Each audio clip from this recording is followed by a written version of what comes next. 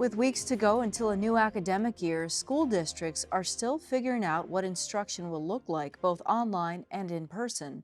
The White House wants states to bring students back, but education leaders here have serious reservations. That includes Pima County Superintendent of Schools Dustin Williams, who discussed his concerns.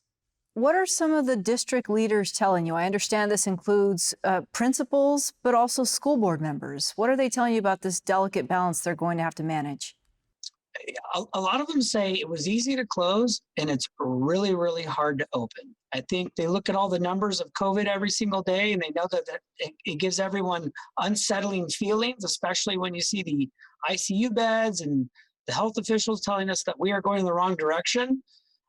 Schools want to plan accordingly and they want to do this right and they want to make sure that safety is paramount.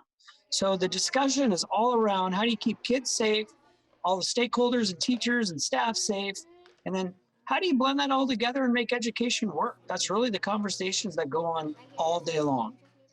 This spring, many education leaders, including yourself, started raising concerns about the digital divide.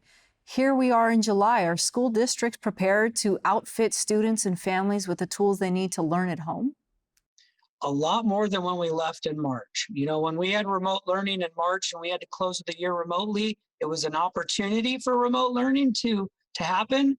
Now the focus has changed for schools to look at how do you make remote learning and mastery? How do you put that all together? What sorts of plans are in place for those families where mom and dad have to return to work, little one has to stay home, and may not have the supervision that's necessary?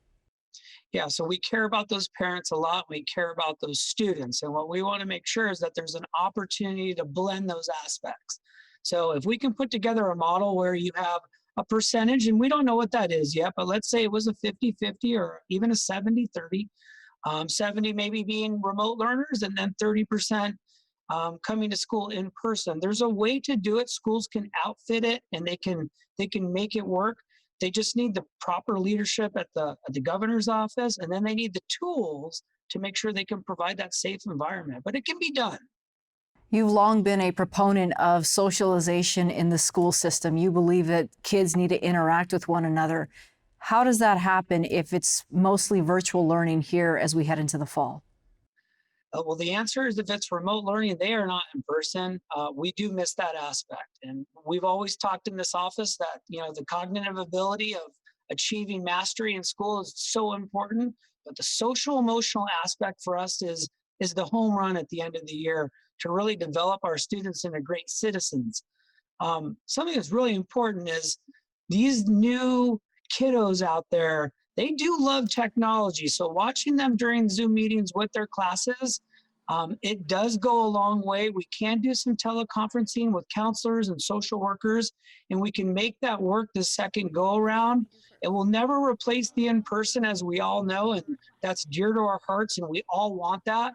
But safety will take first place on this all the way through. And you can see districts and schools across the state and even the nation already pleading for the higher ups at the state level to give that sort of autonomy and those options. That being said, there have been calls for state lawmakers to return for a special session. Are you hearing anything about that? Absolutely zero. Matter of fact, I hear quite the contrary.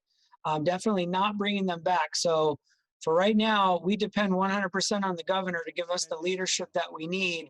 And we're really requesting that it comes in a timely manner. We can't wait as long as some of these executive orders are coming. We'd like to see them a little sooner so we can plan a little bit more efficiently.